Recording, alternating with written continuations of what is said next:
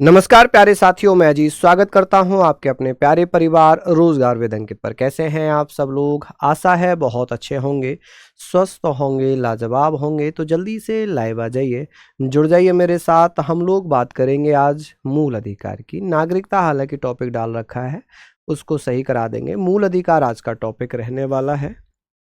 Polity हम पढ़ रहे हैं और पॉलिटी में आज का हमारा टॉपिक रहने वाला है मूल अधिकार।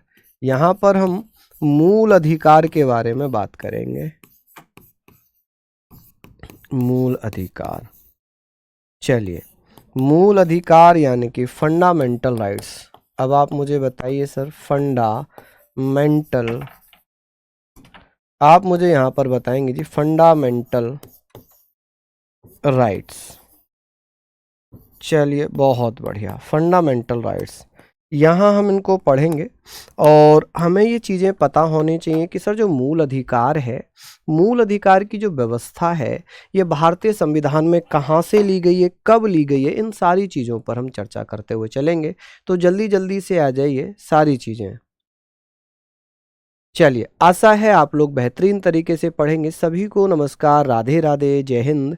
देखिए, मूल अधिकार की बातें होंगी और मूल अधिकार में हमें ये पता करना है कि सर जो मूल अधिकार है, इसकी प्रेरणा हमें कहाँ से मिली है, ये कहाँ से प्रेरित है, ये इंस्पायर्ड कहाँ से है, इंस्पायर्ड कहाँ से हैं। तो आप लोग मुझे बताइए कि सर ये कहाँ से इंस्पायर्ड हैं। आप कहेंगे सर अमेरिका के संविधान से। कहाँ से मूल अधिकार भारतीय संविधान में कहाँ से इंस्पायर्ड हैं? अमेरिका से। तो आपने ये पढ़ लिया कि सर फ्रॉम यूएसए।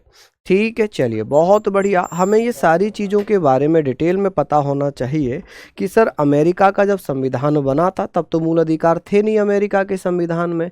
इन्हें बाद में अमेरिका के संविधान में, नहीं, नागरिकता हमने कंप्लीट कर लिया था ना, नागरिकता तो हमने कंप्लीट कर लिया था, है ना? हाँ जी, चलिए, नागरिकता हमने कंप्लीट कर लिया था। हम यहाँ पर बात करेंगे मूल अधिकारों के बारे में कि सर जो मूल अधिकार हैं, ये हमने अमेरिका के संविधान से लिए हैं। अमेरिका का संविधान कब बना था?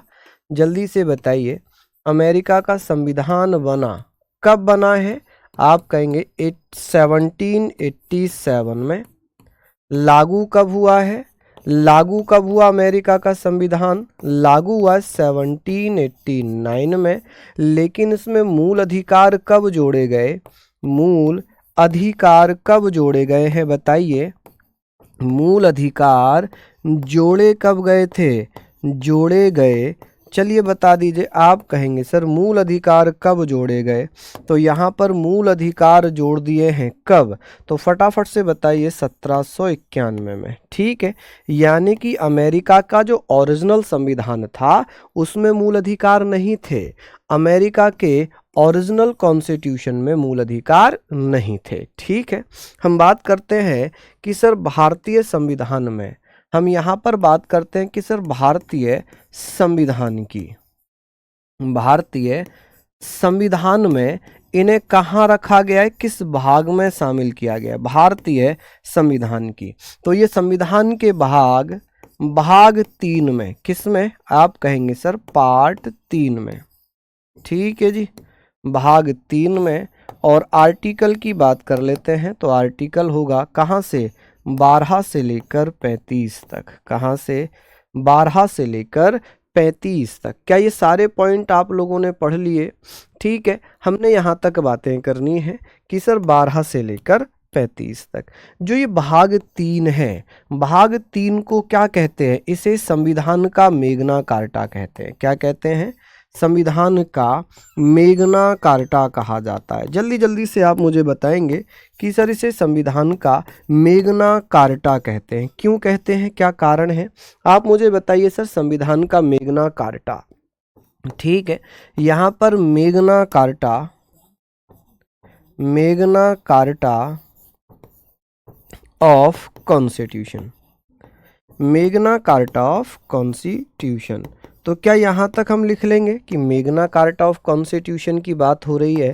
चलिए सिंपल सी बातें हो गई कि सर क्यों कहा जाता है मेग्ना कार्टा? मेग्ना कार्टा का मतलब है जहाँ पर अधिकारों की चर्चा की जाए उसको मेग्ना कार्टा कहते हैं। चलिए जल्दी जल्दी से बताइए, क्या ये सारी चीज़ें आप लोग लिख पाएंगे? अब यहाँ पर हम बात कर रहे हैं कि सर ये जो मेग्ना कार्टा है इसका मतलब क्या होगा? मेग्ना कार्टा जहाँ अधिकारों की बात की जाए, जहाँ अधिकारों की बात हो, चाहे वो मूल अधिकार हो, चाहे वो शिक्षा के अधिकार हो, कोई भी हो, जहाँ अधिकारों की चर्चा हो, जहाँ अधिकारों की चर्चा होगी वहीं मूल अधिकारों की चर्चा हो या शिक्षा के अधिकारों की चर्चा हो, उस चीज को मेग्ना कार्टा कहते हैं। जैसे आप समझिए, ऐसे समझिए कि भैया हमने पढ़ा था कि जब चार्ल्स वुड के द्वारा शिक्षा में सिफारिश करने की जो सिफारिशें थीं जो पेश की गई थीं उन्हें वुड डिस्पैच कहा गया, और वो जो वुड डिस्पैच थी शिक्षा में सुधार की सिफारिश थी चार्ल्स वुड के द्वारा पेश की गई थी जिसे वुड डिस्पैच कहा गया, उन्हें ही शिक्षा का मेग्ना कार्टा कह दिया। क्या कह दिया? मेग्ना कार्टा कह दिया। ठीक है, चलिए अब यहां पर बात आ गई, क्वेश्चन ऐसे आएगा कि भारतीय संविधान में मूल अधिकार कहाँ से प्रेरित है? आप कहेंगे सर अमेरिका से। ठीक है, भारतीय संविधान में मूल अधिकार संविधान के किस भाग में है? भाग 3 में। कौन से आर्टिकल हैं? 12 से 35 तक हैं। संविधान का मेग्ना कार्टा किसे कहते हैं? भाग 3 को कहते हैं। किसे कहते हैं? भाग 3 को कहते हैं। इस प्रकार से प्रश्न आपके एग्जाम में देखने को मिलेंगे। क्या यहां तक चीजें हो गई? ठीक है, चलिए ये आपने लिख लिया। ठीक है, चलिए बहुत अच्छा। जहाँ भी शिक्षा के अधिकारों की बात हो, जहाँ स्थानीय स्वशासन के अधिकारों की बात हो, जहाँ मूल अधिकारों की बात हो, वहाँ पर हम कहेंगे कि सर वो मेग्ना कार्टा है। क्या है जी? मेग्ना कार्टा, चाहे वो किसी भी प्रकार के अधिकारों की बात हो। अब बात आती है, इतना तो आपने लिख ही लिया होगा, बात आती है कि सर मूल अधिकारों का विकास, मूल अधिकारों का विकास। अगर मैं बात करता हूं सर मूल अधिकारों का विकास विश्व में सबसे पहले कहाँ हुआ? मूल अधिकारों का विकास, चलिए बता दीजिए कि सर इनका जो विकास है ये कहाँ पर होता है? डेवलपमेंट कहाँ पर होता है? जल्दी जल्दी से बताइए, जल्दी से बताइएगा सर। जो डेवलपमेंट है, डेवलपमेंट, आप कहेंगे सर डेवलपमेंट, यहाँ हम पढ़ लेंगे सर डेवलपमेंट। इसमें हमने पढ़ना है कि development of fundamental right, of fundamental rights. देखिए विश्व की बात हो रही है तो कौन साथी बताएंगे कि सबसे पहले मूल अधिकार किस देश में दिए गए थे? किस देश में दिए गए थे? भाग 3 के नीचे लिखा है 12 से 35 तक, अनुच्छेद 12 से 35 तक, आर्टिकल 12 से लेकर 35 तक, 12 से 35 तक अनुच्छेद यानी कि आर्टिकल। आर्टिकल नहीं समझ पाए आप? अनुच्छेद बोलते हैं इसको। क्या बोलते हैं हिंदी में? अनुच्छेद। ठीक है, अनुच्छेद 12 से 35 तक। ठीक है जी। देखिए ब्रिटेन एक देश है जिसने हमारे ऊपर भी भैया क्या किया है? शासन किया है। हम ब्रिटेन के क्या रहे हैं? आप कहेंगे सर हम ब्रिटेन के क्या रहे हैं? तो आप कहेंगे सर ब्रिटेन के हम गुलाम रहे हैं। ठीक है, तो ये चीज़ें हमारी होती हैं। अब यहाँ पर हमने बात करना है कि सर ये बताइए, ये सारे पॉइंट तो बहुत अच्छे हो गए, सारे पॉइंट तो बहुत शानदार हो गए कि साहब ये तो हमने पढ़ ही लिए थे। हुआ क्या कि ब्रिटेन में एक राजा थे जिनका नाम था सर जॉन। क्या नाम था जी उन राजा का? आप कहेंगे सर उन राजा का नाम हुआ करता था सर जॉन। तो यहाँ पर हम कहेंगे 1215 में, 1215 में ब्रिटेन के राजा थे, 1215 में ब्रिटेन के राजा हुआ करते थे। क्या नाम था जी? ब्रिटेन के राजा किंग जॉर्ज, ब्रिटेन के राजा जॉन। ठीक है, ब्रिटेन के राजा थे जॉन, राजा जॉन द्वारा, किंग जॉन द्वारा ब्रिटेन में मूल अधिकारों का, किसका भैया? मूल अधिकारों का एक घोषणा पत्र जारी किया। क्या किया? मूल अधिकारों का एक लिखित दस्तावेज पेश किया। मूल अधिकारों का एक लिखित दस्तावेज पेश किया। ठीक है जी, क्या? एक लिखित दस्तावेज पेश किया। लिखित दस्तावेज यानी कि एक रिटर्न डॉक्यूमेंट पेश कर दिया। क्या कर दिया जी? हम पढ़ रहे हैं यहाँ पर कि सर 1215 में ब्रिटेन के राजा जॉन द्वारा ब्रिटेन में मूल अधिकारों का एक लिखित दस्तावेज यानी कि रिटर्न डॉक्यूमेंट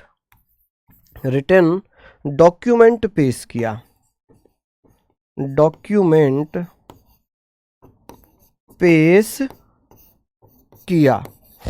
ठीक है, रिटर्न डॉक्यूमेंट पेश किया। चलिए, ये बातें हमारी हो गई। रिटर्न डॉक्यूमेंट पेश कर दिया यानी कि ब्रिटेन में सबसे पहले मूल अधिकारों की बात हुई, मूल अधिकारों की बात हो गई। अब यहां पर क्या आता है, फंडामेंटल राइट्स की बात हो रही है कि सबसे पहले मूल अधिकार फंडामेंटल राइट किस देश में दिए गए? आप कहेंगे ब्रिटेन में। कब? 1215 में। कौन था राजा? किंग जॉर्ज था, किंग जॉन था, किंग जॉर्ज फिफ्थ था। तो आप कहेंगे सर किंग जॉन था। क्या था जी? King John. ठीक है, यहां पर हमने बात कर ली कि सर किंग जॉन के द्वारा क्या नाम था राजा का? तो राजा का नाम था किंग जॉन। इनके द्वारा भैया मूल अधिकार दे दिए जाते हैं। उसके बाद भैया 1600, आप कहेंगे सर 1689 में 1689 में ब्रिटेन में एक डॉक्यूमेंट और पेश हुआ, दूसरा लिखित दस्तावेज भैया वहां पर पेश हो जाता है। क्या हो जाता है जी? आप कहेंगे सर 1689 में एक लिखित दस्तावेज पेश किया गया। जब लिखित दस्तावेज पेश किया गया, बिल ऑफ राइट पेश किया गया, जिसे मूल अधिकारों का मैग्ना कार्टा ब्रिटेन में कहा गया। तो आप कहेंगे सर 1689 में सेकंड डॉक्यूमेंट जो लिखित दस्तावेज था, डॉक्यूमेंट ब्रिटेन में पेश हुआ। ठीक है, ब्रिटेन में पेश हुआ। ठीक, और जो सेकंड डॉक्यूमेंट था इसका नाम क्या दिया गया? इसका नाम दिया गया बिल ऑफ राइट। क्या नाम दिया गया? Bill of rights. ठीक है, हिंदी में भी इसे बिल ऑफ राइट्स ही लिखेंगे क्योंकि अंग्रेजों को हिंदी थोड़ी आती थी, तो इसे भी क्या कहा गया? बिल ऑफ राइट कहा गया, अधिकारों का विधेयक, बिल ऑफ राइट्स। चलिए, बिल ऑफ राइट्स यहां पर हम पढ़ सकते हैं, ये पेश कर दिया गया। जब ये पेश हुआ तो भैया इसके बाद 1600, उसी समय फ्रांस में क्रांति चल रही थी। फ्रांस के एक राजा हुआ करते थे लुईस 16। क्या नाम था? आप कहेंगे सर लुईस 16। जो लुईस 16 है, लुईस 16 क्या करता है? लुईस 16 वहां पर जो जनता है उनके अधिकारों को रोकता है, अधिकार नहीं देना चाह रहा है। लुईस 16 को वहां की जनता ने, जो फ्रांसीसी क्रांति थी, फ्रांसीसी क्रांति के दौरान लुईस 16 को फांसी पर चढ़ा दिया। क्या कर दिया? लुईस 16 को फांसी पर चढ़ा दिया। ठीक है जी, भैया मैं हिंदी इंग्लिश लिख ही रहा हूँ। मूल अधिकारों को फंडामेंटल राइट मैंने लिख ही दिया। ठीक है, दस्तावेज को डॉक्यूमेंट मैंने लिख ही दिया है। ठीक है, अब बात आती है फ्रांस की। तो फ्रांस में एक राजा हुआ करता था, फ्रांस में एक राजा हुआ करता था। क्या नाम था जी उस फ्रांस के राजा का? फटाफट से बताइए कि सर फ्रांस में जो राजा था, क्या नाम था उस राजा का? तो आप कहेंगे सर फ्रांस का एक राजा था लुईस 16। क्या नाम था? लुईस 16। लुईस 16 को फांसी हो जाती है। क्या हुई भैया? फांसी हुई क्योंकि जनता ने इसको फांसी पर चढ़ा दिया। जनता को ये अधिकार नहीं दे रहा था। हालांकि ये फ्रांस क्रांति है, फ्रेंच क्रांति है, फ्रेंच रेवोल्यूशन है, जिसमें राजा को ही फांसी पर चढ़ा दिया गया। जब राजा को फांसी पर चढ़ा दिया गया है, उसके बाद क्या हुआ? 1789 में फ्रांस में घोषणा पत्र आता है, एक मैनिफेस्टो आता है। मानव एवं नागरिकों के अधिकारों की घोषणा हो जाती है, the declaration of right of man end of the citizen. कि सर फ्रांस में क्या किया गया? यहां पर फ्रांस में एक घोषणा होती है 1789 में, 1689 में। कब? 1689 में यहां पर एक घोषणा हुई। किसकी घोषणा हो गई? आप कहेंगे सर एक घोषणा होती है एक भैया मैनिफेस्टो लाया जाता है और इस मैनिफेस्टो में क्या लिखा था? इसमें लिखा था जी मानव एवं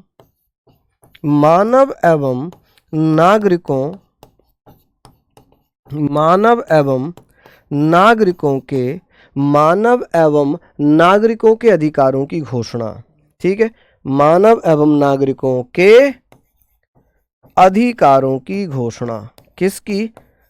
अधिकारों की घोषणा। ठीक है जी, चलिए घोषणा। यहां पर हम इन चीजों को लिख रहे हैं, इसे इंग्लिश में भी लिख सकते हैं। आप कहेंगे सर द डिक्लेरेशन, आप मुझे बताइए लिख सकते हैं या नहीं? Declaration of rights of man and woman, declaration of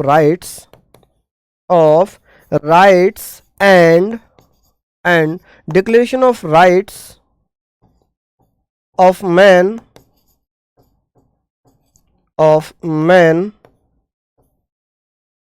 end of the citizen कि फ्रांस में मौलिक अधिकारों से संबंधित एक घोषणा पत्र जारी किया गया था। यह घोषणा पत्र कब जारी किया गया? आप कहेंगे सर ये घोषणा पत्र कब जारी किया गया फ्रांस में? तो ये सारी चीजें हमने लिख ली। यहां पर किसी को कोई दिक्कत वाली बात आ रही हो तो बताइए। ठीक है, फ्रांस की बात हो रही है कि फ्रांस में 1789 में मौलिक अधिकारों से संबंधित, मानव अधिकारों से संबंधित एक घोषणा पत्र जारी किया गया है। क्या जारी किया गया? एक घोषणा पत्र जारी किया गया। यहां पर आप लिखेंगे। अब भारत की बात आती है कि सर भारत की अगर बात होगी, आप कहेंगे सर भारत में मूल अधिकारों की मांग, भारत में मूल अधिकारों की मांग।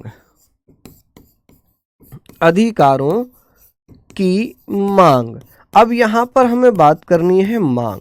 देखिए एक व्यक्ति है जिनका नाम है बाल गंगाधर तिलक। क्या नाम है?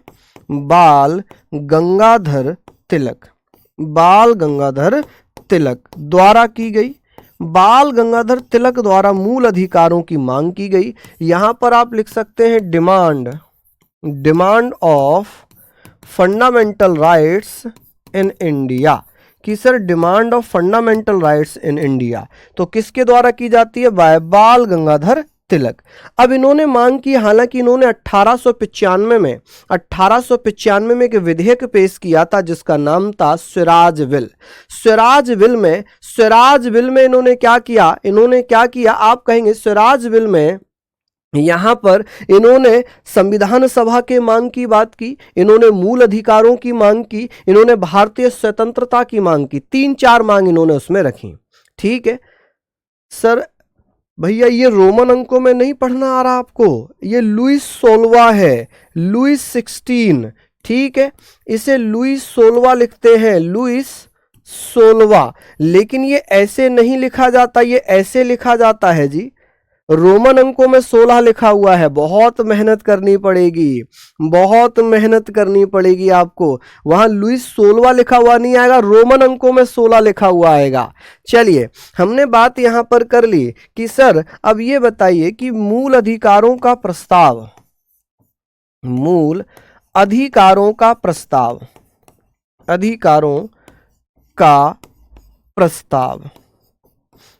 प्रस्ताव रेजोल्यूशन ऑफ फंडामेंटल राइट।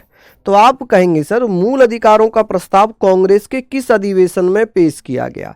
तो बहुत अच्छा क्वेश्चन बनेगा कि मूल अधिकारों का जो प्रस्ताव था वो 1927 में जो मद्रास अधिवेशन चल रहा था, ठीक है, वहां पर पेश किया गया था, लेकिन पास नहीं हुआ। पास कब हुआ? कराची अधिवेशन में 1931 में। कब?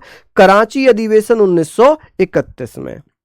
यहां पर हम बात करेंगे रेजोल्यूशन कह सकते हैं इसको। क्या कहेंगे सर? रेजोल्यूशन कब पास किया गया? Resolution of fundamental rights. ठीक है जी, फंडामेंटल राइट्स। इसे कब? तो आप कहेंगे सर 1931 में कांग्रेस के कराची अधिवेशन में, कांग्रेस के कराची अधिवेशन में। किस में जी? आप कहेंगे सर कराची अधिवेशन में। ठीक है, सेशन ऑफ कांग्रेस अधिवेशन आप कहेंगे sir Karachi session of Congress या सेशन ऑफ कांग्रेस या कराची सेशन, आप कहेंगे sir Karachi session of Congress, तो इसमें क्या था, यह प्रस्ताव पास हो जाता है। क्या हुआ जी, यहां पर पास हुआ कि सर ये रेजोल्यूशन यहां पर पास हुआ। अब ये बताइए कि सर कराची अधिवेशन की अध्यक्षता किसने की थी, कौन कौन भैया बताएंगे। लाहौर या यहां पर ऐसे पूछा जाएगा कि कांग्रेस के कराची अधिवेशन 1931 की अध्यक्षता किसने की थी, और ये भी पूछ सकते हैं कि सर ये पेश किसने किया था, ये पेश किसने किया था। चलिए हम यहां पर बात करेंगे सर, जल्दी जल्दी से बताइए। बहुत बढ़िया, शानदार, लाजवाब। चलिए, हाँ जी, ऐसे क्वेश्चन आया था इतिहास में आपके उत्तर प्रदेश एसआई में पूछा गया था कि कराची अधिवेशन किसकी शहादत के तुरंत बाद हुआ था। आप कहेंगे भगत सिंह सुखदेव राजगुरु की शहादत या शहीदी के बाद कांग्रेस का कौन सा अधिवेशन हुआ था। अब यहां पर बात आ रही है सरदार वल्लभ भाई पटेल इसमें क्या करेंगे, अध्यक्षता करेंगे। ठीक है, अब नेहरू जी ने इस प्रस्ताव का समर्थन किया था। पंडित जवाहरलाल नेहरू ने इस प्रस्ताव का क्या किया था, समर्थन किया था। क्या ये सारी चीजें आप लोग समझ गए। चलिए पहले तो आप लिख लीजिए, इतना स्लो स्पीड में मैं करा रहा हूं, उसके बावजूद भी अगर आप धीरे धीरे लिखेंगे तो भैया क्या होगा, तो दिक्कत वाली बात हो जाएगी ना, दिक्कत वाली बात हो जाएगी। तो यहां पर ये पास हुआ, इसके अध्यक्ष कौन थे, इसके अध्यक्ष कौन थे, इसकी अध्यक्षता किसने की थी, अध्यक्षता की थी भैया सरदार वल्लभ भाई पटेल ने, सरदार वल्लभ भाई पटेल, सरदार वल्लभ भाई पटेल। क्या यहां पर इनके लिखेंगे। और जो समर्थन था इसमें क्या हुआ था, मूल अधिकारों का प्रस्ताव, वो तो हमने लिख लिया कि सर इसमें समर्थन किसने दिया था, इस रेजोल्यूशन को समर्थन दिया था नेहरू जी ने। इनमें समर्थन कह लें, सपोर्ट कह लें, कि सर सपोर्ट किसने दी थी, सपोर्ट दी थी जी पंडित नेहरू जी ने। किसने, पंडित जवाहरलाल नेहरू, जवाहरलाल नेहरू। क्या यहां पर ये पॉइंट हमने लिख लिए, पंडित जवाहरलाल नेहरू द्वारा अपना समर्थन दिया गया। चलिए बहुत बढ़िया। अब ये बात आ गई सर, हमने पढ़ लिया कि भारत में संविधान का एक भाग है, कौन सा भाग है, 3, जिसमें क्या लिखे हुए, मूल अधिकारों की चर्चा की गई। क्या किया गया, मूल अधिकारों की चर्चा की गई है। फटाफट से लिख लीजिए। अब यहां पर बात आती है कि सर हमारे भारतीय संविधान में मूल अधिकार कितने थे।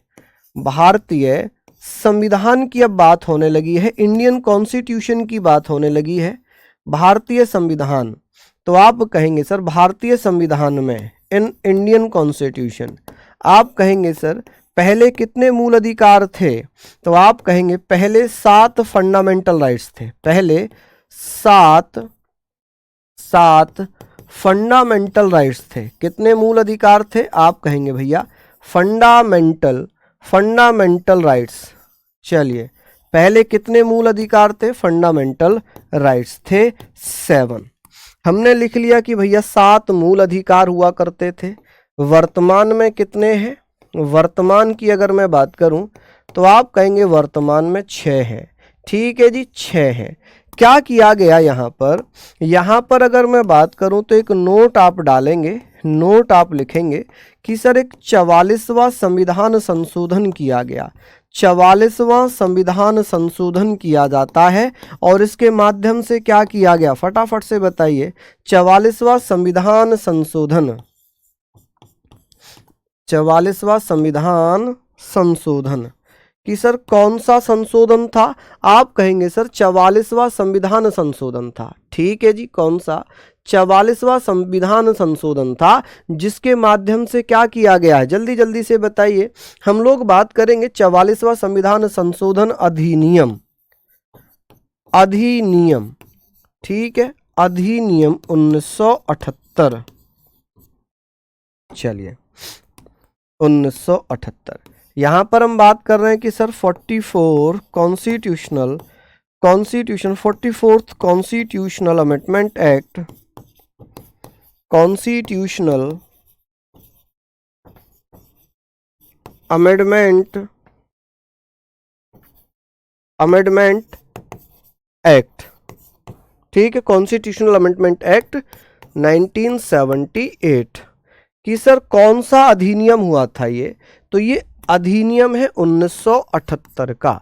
और इसमें क्या बातें हुई हैं, इसमें क्या कहा गया, इसमें एक अनुच्छेद हुआ करता था, अनुच्छेद 19(1)(f) और एक आर्टिकल और था अनुच्छेद 31 को ये किसके थे, आप कहेंगे सर संपत्ति का अधिकार हुआ करता था। ये क्या था, संपत्ति का अधिकार, राइट टू प्रॉपर्टी।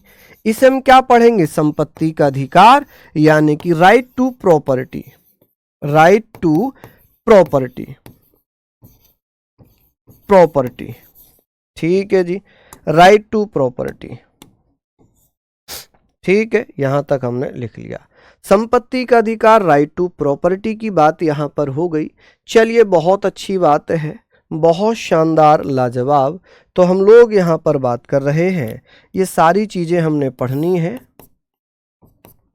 ठीक है। संपत्ति का अधिकार, राइट टू प्रॉपर्टी को क्या कर दिया, को समाप्त कर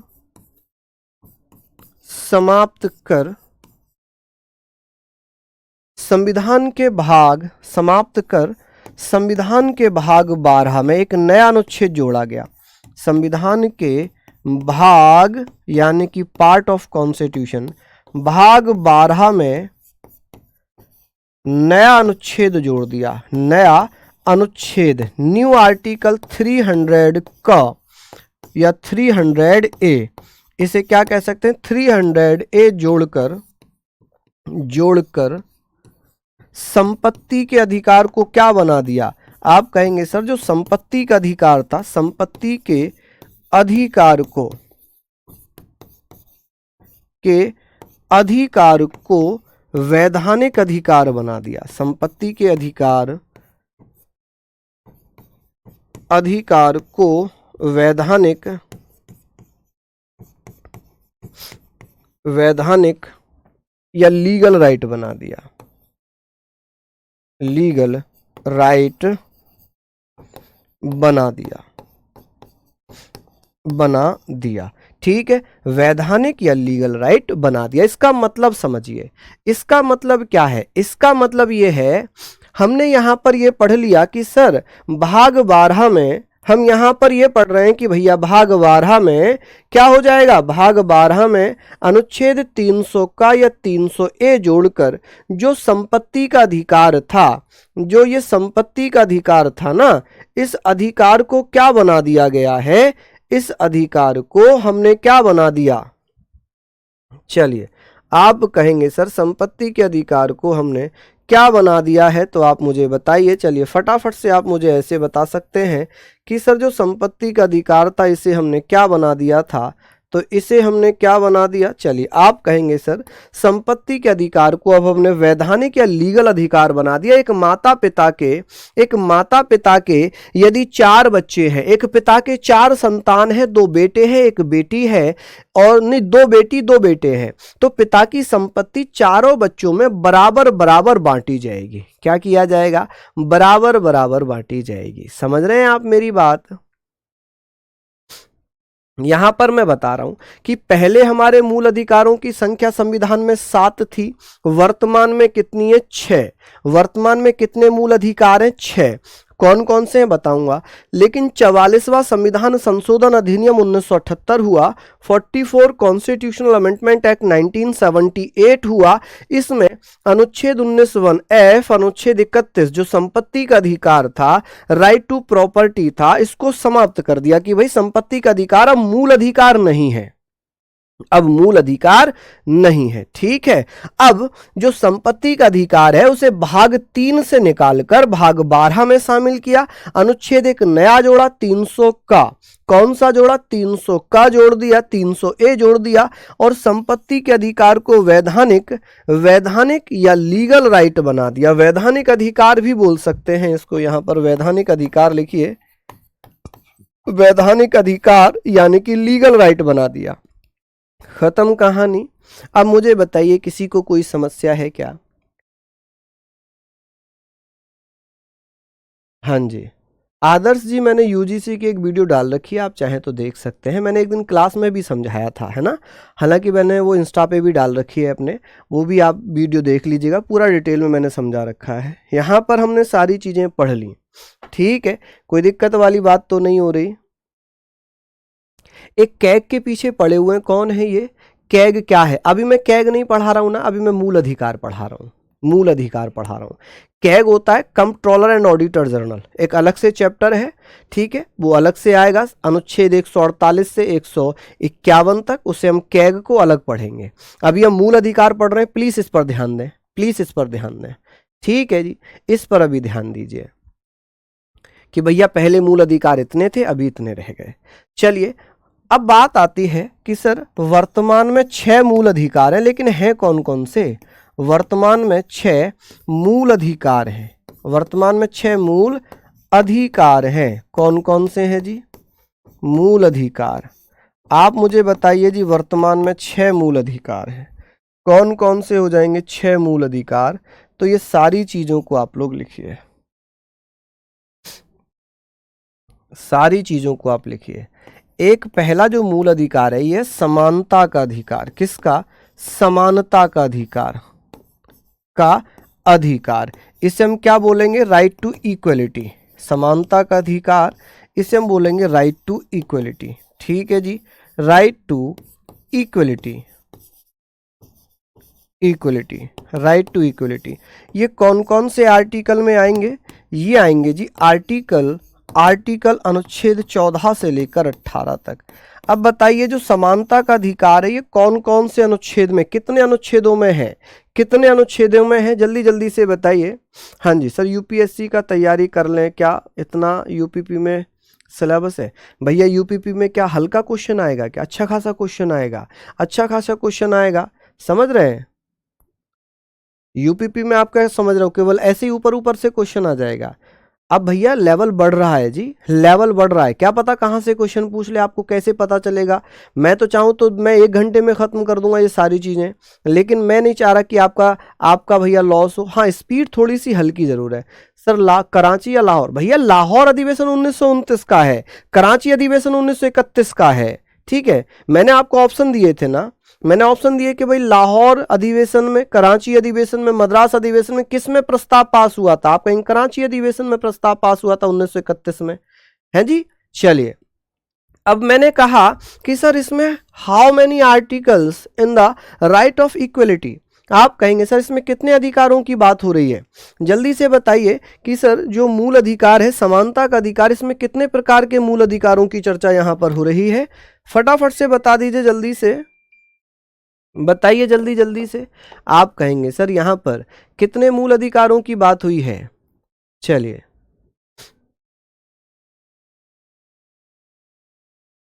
चलिए बताइए। मेरा नाम तो जानते ही होंगे आप, अजीत सिंह, है ना, अजीत सर करके आप देखते हैं ना, अजीत सर RW है। चलिए, बहुत बढ़िया, यहां पर हमने पढ़ लिया। आप कहेंगे सर 5 हैं, इसमें 5 आर्टिकल हैं, कुछ बच्चे 4 बता रहे हैं। देखिए 14, 15, 16, 17, 18, यानी कि 5 आर्टिकल हो गए। तो अब यहाँ पर हम 5 आर्टिकल हो गए। अब मैं यहीं से पढ़ाना स्टार्ट करता हूँ कि सर इसमें, चलिए मैं लिख देता हूँ, पहले मैं सारे आर्टिकल, पहले सारे अधिकार लिख देता हूँ। स्वतंत्रता का अधिकार, किसका जी? आप कहेंगे सर स्वतंत्रता का अधिकार। ये कौन कौन से आर्टिकल में आता है जी स्वतंत्रता का अधिकार? अब आप मुझे बताइए, स्वतंत्रता का अधिकार, तो यहां पर हम क्या पढ़ेंगे? Right to freedom, right to freedom, right to freedom. अब मुझे आप बता सकते हैं राइट टू फ्रीडम ये कौन कौन से आर्टिकल में है? आप कहेंगे सर 19 से लेकर 22 तक, 19 से लेकर 22 तक। चलिए, हम यहाँ पर चर्चा कर रहे हैं, यहाँ पर हम चर्चा कर रहे हैं। चलिए बताइए कि सर स्वतंत्रता का अधिकार है, समानता का अधिकार है, कि सर अब बात आ जाती है शोषण के विरुद्ध अधिकार। कौन सा? शोषण के विरुद्ध अधिकार, के विरुद्ध अधिकार, विरुद्ध अधिकार। अब ये मुझे बताइए, शोषण के विरुद्ध अधिकार, राइट अगेंस्ट एक्सप्लॉइटेशन। आप कहेंगे सर इसमें क्या होगा? राइट अगेंस्ट एक्सप्लॉइटेशन, एक्सप्लॉइटेशन, ठीक है जी। आप कहेंगे सर एक्सप्लॉइटेशन, क्या यहां पर आप लिखेंगे राइट अगेंस्ट एक्सप्लॉइटेशन, शोषण के विरुद्ध अधिकार। चलिए बहुत बढ़िया, शानदार। स्वतंत्रता का अधिकार, राइट टू फ्रीडम, गलत है क्या 19 से 22, ठीक है। स्वतंत्रता का अधिकार, राइट टू फ्रीडम, ठीक है, right to freedom, right against exploitation, शोषण के विरुद्ध अधिकार, ठीक है जी। जब ये हमारी बातें हो गई, जब ये हमारी बातें हो गई, तो यहां पर हमने बात करनी है कि सर ये आप मुझे बता दीजिए, ये आप मुझे बता दीजिए कि सर जो शोषण के विरुद्ध अधिकार है, राइट अगेंस्ट एक्सप्लॉइटेशन है, इसमें हम पढ़ रहे हैं कि सर शोषण के विरुद्ध अधिकार क्या हो जाएगा। आप कहेंगे सर ये हो जाएगा 23 और 24 में, 23 और 24 में। अब बात आती है कि सर यहां पर हमें बात करनी है चौथा अधिकार क्या होगा कि भैया धार्मिक स्वतंत्रता का अधिकार, धार्मिक स्वतंत्रता का अधिकार, अधिकार,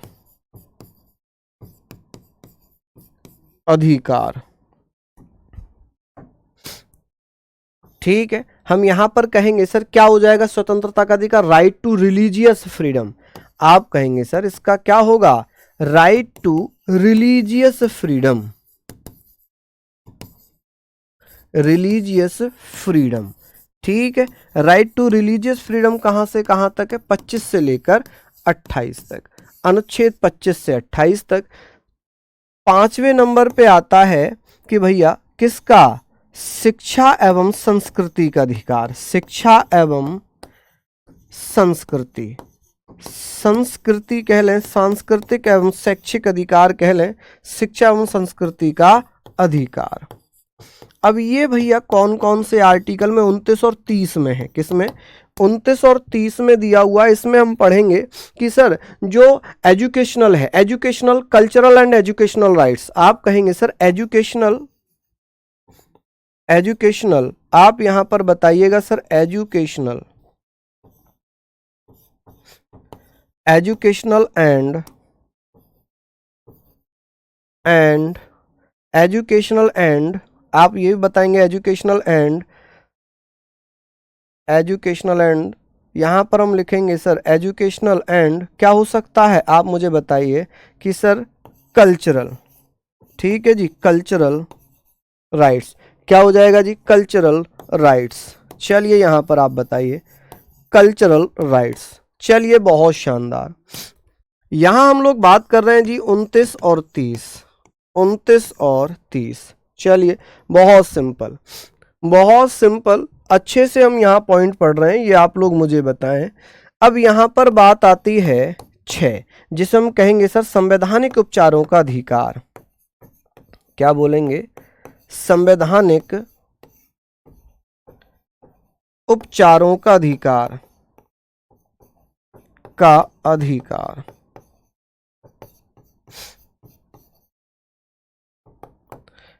राइट टू कॉन्स्टिट्यूशनल रेमेडीज। आप कहेंगे sir right to constitutional remedies, right to constitutional remedies, ठीक है, राइट टू कॉन्स्टिट्यूशनल रेमेडीज। तो ये सारी चीजें हमें पढ़नी है और ये आता है अनुच्छेद 32 में। अब किस किस का क्वेश्चन है कि अनुच्छेद 31 कहाँ गया, किस किस का क्वेश्चन है कि अनुच्छेद 31 कहाँ गया, जल्दी जल्दी से बताइए। हाँ जी, राइट टू कॉन्स्टिट्यूशनल रेमेडीज, ये बताइए किस किस का आर्टिकल है कि भैया जो अनुच्छेद 32 है यहाँ पर 31 आना चाहिए था, 31 क्यों नहीं आया। अब हम इनको डिटेल में पढ़ेंगे, हमारा पूरा चैप्टर ही इन आर्टिकल पर बेस है, क्योंकि हम एक एक करके सारे आर्टिकल्स पढ़ेंगे, 12 भी पढ़ेंगे, 13, 14, 15, 16 सारी चीजें हम पढ़ेंगे, ठीक है। किस किस का ये क्वेश्चन है कि भाई अनुच्छेद 31 कहाँ गया, तो पहले तो अपने आप को घूंसा मारो, एक एक घूंसा मारो, क्योंकि पढ़ाई में सीरियस आप हो नहीं, सीरियस आप पढ़ाई को ले नहीं रहे। क्यों? क्योंकि भैया यहां पर क्या लिखा था जी कि 19(1)(f) और अनुच्छेद 31 को क्या कर दिया? समाप्त कर दिया। कौन से संशोधन के द्वारा? 44वें संविधान संशोधन अधिनियम 1978 के द्वारा। मारो जल्दी से घूसा, एक एक जल्दी से घूसा मार लो। जिन्होंने पूछा था कि मेरा क्वेश्चन है मेरा क्वेश्चन है, तो घूसा मार लो जल्दी से अपने आप को, एक एक, है ना। हमें पता था ना कि यहां पर समाप्त कर दिया गया। ये अच्छा क्वेश्चन था।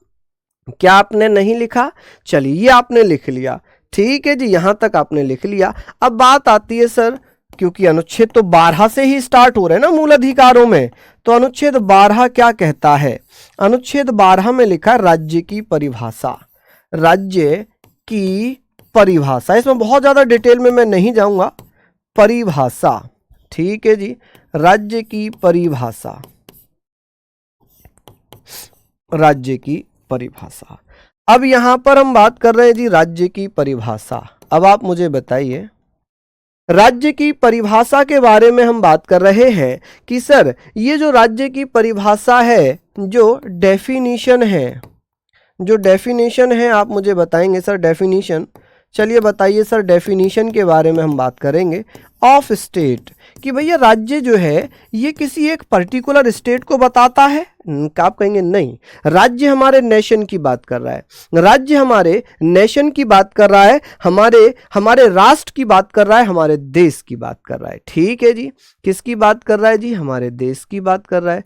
क्या यहां तक हम लोग पढ़ पाएंगे या नहीं? बताइए जल्दी से, अच्छे से पढ़ लेंगे? चलिए, हाँ जी, बहुत बढ़िया, शानदार। अब ये बताइए कि सर राष्ट्र का मतलब क्या है? राष्ट्र का मतलब, राज्य को हम यहां पर किसके बारे में बात कर रहे हैं? राष्ट्र यानी कि नेशन को रिप्रेजेंट कर रहे हैं। ठीक है, राज्य यहां पर उत्तर प्रदेश, बिहार, महाराष्ट्र, राजस्थान नहीं है। राज्य हमारा यहां पर नेशन है, हमारा देश है। हमारा देश कैसे बन रहा है? भारत से। भारत सरकार इसमें आएगी, संसद आएगी। राज्य की परिभाषा में क्या क्या शामिल होंगे समझना कि सर राज्य की परिभाषा में भारत सरकार, राज्य सरकार, संसद, राज्य विधानमंडल, स्थानीय निकाय, अन्य निकाय और अन्य संस्थानों से मिलकर राज्य को परिभाषित किया गया, हमारे राष्ट्र को परिभाषित किया गया। ठीक है, चलिए ये हमने यहां पर लिख लिया। अब लिखने की जरूरत तो नहीं है कि संसद, भारत सरकार, विधानमंडल, राज्य सरकार, स्थानीय निकाय, अन्य निकाय, उनकी जरूरत ही नहीं है। एक आर्टिकल है 13, अनुच्छेद 13। अनुच्छेद 13 की मैं बात करता हूं तो आप मुझे बताएंगे कि अनुच्छेद 13 क्या कहता है। चलिए अब मुझे बताइए, यहां पर हमने पढ़ लिया, इसमें क्या लिखा है? इसमें लिखा है राज्य द्वारा। राज्य मतलब स्टेट, और स्टेट यहां पर संसद को बोलेंगे। संसद ऐसा कोई कानून नहीं बनाएगी जिससे मेरे मूल अधिकारों का उल्लंघन हो, मेरे मूल अधिकारों का क्या किया जाए? ब्रेक किया जाए। राज्य ऐसा कोई कानून नहीं बनाएगा, ऐसा कोई कानून नहीं बनाएगा, कोई कानून, लॉ, ऐसा कोई कानून, ऐसा कोई लॉ नहीं बनाएगा, नहीं बनाएगा जिससे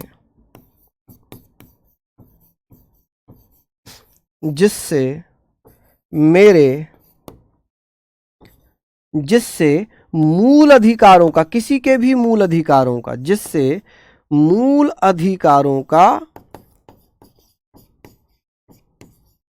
अधिकारों फंडामेंटल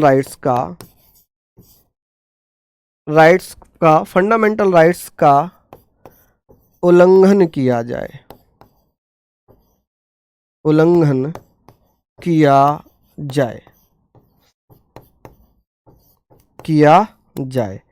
यदि इफ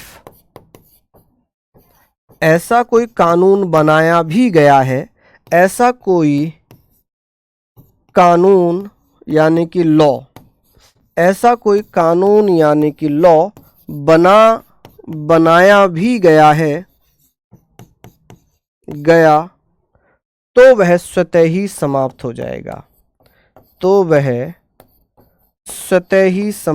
जाएगा, यानी कि वो अपने आप ही खत्म हो जाएगा, समाप्त यानी कि शून्य हो जाएगा, समाप्त यानी कि शून्य, जीरो हो जाएगा। क्या हो जाएगा? समाप्त यानी कि शून्य, जीरो हो जाएगा, यानी कि मूल अधिकार खत्म नहीं होंगे, हो जाएगा।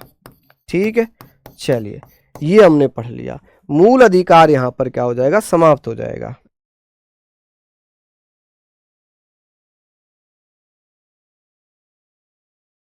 चलिए बहुत बढ़िया, शानदार। ये सारे पॉइंट हमने यहाँ पर लिख लिए, सारी चीजें हमने यहाँ पर लिख ली, अच्छे से हमने पढ़ लिया, सारी चीजें हमने यहाँ पर पढ़ ली।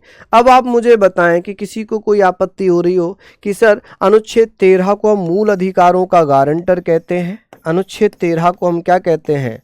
मूल अधिकारों का गारंटर कहते हैं। मूल अधिकारों का गारंटर यानी कि गारंटर ऑफ फंडामेंटल राइट्स। क्या कहते हैं जी इसको? हम गारंटर कहते हैं। चलिए, मूल अधिकारों का गारंटर कहते हैं। चलिए बहुत बढ़िया, शानदार, यहां तक हमने पढ़ लिया। इसे हम और क्या कहते हैं? अनुच्छेद 13 को हम सजग प्रहरी भी कहते हैं। सजग प्रहरी कि सर कौन से आर्टिकल को सजग प्रहरी कहा जाता है?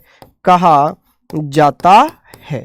चलिए कि सर अनुच्छेद 13 ये कहता है कि मूल अधिकारों की गारंटी दी जाएगी, क्योंकि मूल अधिकारों में लिखा हुआ है कि कोई भी ऐसा कानून संसद द्वारा नहीं बनाया जाएगा जिससे किसी के व्यक्ति के मूल अधिकारों का हनन हो। खत्म हो गई चीजें यहाँ पर। बताइए, ये हमने पढ़ लिया। ठीक है, अब हमारी बात होगी सर समानता के अधिकारों की, अनुच्छेद 14 से लेकर 18 तक। ठीक है, हम तो सारे ही आर्टिकल एक्सप्लेन करेंगे और डिटेल में पढ़ते हुए चलेंगे। ठीक है, तो हम बात करेंगे सर, हम बात करेंगे वहाँ पर जो मूल अधिकारों की बातें हैं वो कल हम पढ़ेंगे। ठीक है, कल हम पढ़ेंगे, मूल अधिकारों का पार्ट हम नेक्स्ट करेंगे। ठीक है, तो सभी को नमस्कार, जय हिंद।